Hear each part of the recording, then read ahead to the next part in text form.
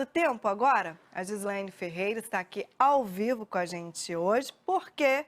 Porque hoje começa o verão, já começou, né? Começou há Pois pouco, é, Gislaine. tudo Bom bom, Mara? dia. Bom dia para você, bom dia para o pessoal de casa. Então, o verão começou às 2h48 da madrugada. Daqui a pouco eu vou conversar com o Lisandro, que é meteorologista, e tem todos os detalhes da previsão para a gente, tá? A terça-feira promete ser bem abafada em boa parte de Minas, viu, gente? Por causa do calor e da alta umidade. Olha só aqui nas imagens de satélite, o tempo fica instável em boa parte de Minas. Pode ter chuva rápida e isolada nas próximas horas. A gente vai ver aqui de novo no mapa, na maior parte do estado, sendo que no sul e na zona da mata a chuva pode vir mais forte. O sol aparece entre nuvens aqui no leste, nordeste e no norte. Vamos ver como ficam as temperaturas nesta primeira tarde de verão em Buritis. Olha só que calor, 38 graus, 35 em Muriaé, 29 em Patos de Minas, em Cambuí máxima em torno dos 25 graus, Mara. Ô, Gislaine, já dá para dar uma prévia aí de como vai estar o tempo no Natal? Dá sim, olha só, no centro-norte do estado o tempo deve ficar firme. Agora no Triângulo, Sul e Zona da Mata, aumenta a possibilidade de chuva lá para sexta-feira, viu? O que está garantido mesmo em todo o estado é o calor. E por falar em calor, gente, eu vou conversar agora com o Lisandro Gemiak, que é coordenador do 5º Distrito de Meteorologia do IMET. Bom dia, Lisandro. Bom dia. Bem-vindo. Obrigado. Como é que vai ser o verão este ano em Minas? Em Minas, a característica do verão é de ser muito chuvoso, né? Muito chuvoso e quente, mas a gente está com um El Niño atuando, que é um sistema que modifica o tempo globalmente. Então, as características do verão, elas devem ser mais de pancadas de chuva. Então, aqui a gente tem basicamente dois tipos de sistemas que provocam chuva aqui em Minas Gerais. Então, os sistemas convectivos, que são aqueles devido ao calor, ao aquecimento diurno, e um sistema que é o direcionamento da umidade da Amazônia, Certo. que atinge praticamente todo o estado, que é a zona de convergência do Atlântico Sul. Então, no verão, quando o El Niño está atuante, como é esse caso, a tendência é que a zona de convergência do Atlântico Sul não se forme com tanta frequência. Certo. Então, as características de precipitação, elas vão ser mais aquele tipo de temporal de final de tarde. Então, amanhece, o dia aquece muito e tem aquela pancada de chuva no final da tarde. Onde deve chover mais aí no verão? Em quais regiões? Climatologicamente, aqui chove mais no sul e Triângulo, né? Então, na região central do estado chove médio e no norte do estado, que é uma região que já está sofrendo muito com a seca, tende a chover menos. Então, a característica climática dessa região é de a estação chuvosa começar mais tarde e acabar mais cedo.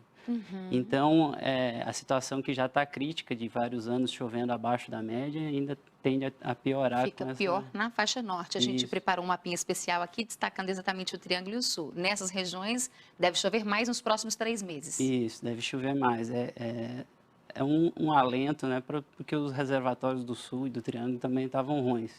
Agora, Lisandro, você comentou que o El Niño influencia o tipo de chuva e não a quantidade, é isso? A gente vai Isso. ter mais tempestade, aquela tempestade de fim de tarde com raios, ventania, trovoadas. Isso, assim, quando não tem o El Niño ativo, um sistema que é a zona de convergência do Atlântico Sul provoca 100 milímetros de chuva em 10, 15 dias, né? Uma estimativa, assim, grosseira. Mas o que pode acontecer é uma pancada de chuva isolada causar 30, 40 milímetros de chuva em um dia. Que pena, a gente não vai ter aquela chuva constante, então, que a gente precisa para encher os nossos reservatórios de água, porque a tempestade não ajuda muito nesse caso. Né? Não ajuda. A gente pode até ter, mas a probabilidade é menor. Então, a gente está pensando assim que vai ser com menos frequência aquela chuvinha boa que fica vários dias chovendo. Entendo. Vale o alerta para o Aedes aegypti, né? Porque Isso. nada de água parada, essa tempestade, calor e alta umidade favorece, né? O surgimento aí dos fogos. Porque normalmente o que a gente vem observando nos últimos dias é que vem chovendo no final da tarde e amanhece com o sol, né? Então, o sol aquece muito, favorece o desenvolvimento das larvas. Ô, Lisandro, deixa eu perguntar, Fica à vontade, Gislaine, sobre as Nara. temperaturas. Como é que vão ficar as temperaturas, hein? As temperaturas, elas, por incrível que pareça, o verão não é a estação mais quente aqui para nós. Né? A Não? estação mais quente é a primavera. Olha só. Né? E tanto é que a gente teve recordes de calor em outubro e novembro agora, né? Verdade. Todo mundo lembra, né, numa forte onda de calor que teve aqui. Então, as temperaturas, elas vão ser diretamente relacionadas à chuva. Então, quanto mais chuva, as temperaturas tendem a ser mais O reguladas. tempo fica mais fresco, Isso. né? Se a gente tiver a atuação que é bem frequente de um fenômeno, que chama veranico, que é a interrupção da estação chuvosa, então a gente pode ter temperaturas bem elevadas durante o verão. Que normalmente acontece mais ali para o meio de janeiro, fevereiro, esse veranico, não é isso? A gente tem um mapa aqui para ilustrar melhor, quer dizer que no sul o tempo fica mais fresquinho. Isso. Lá no extremo norte, ó, o calorão, né? Lá no extremo norte é muito quente. A gente tem uma média aqui das temperaturas, olha, vamos ver se a gente consegue colocar, das temperaturas mínimas e máximas.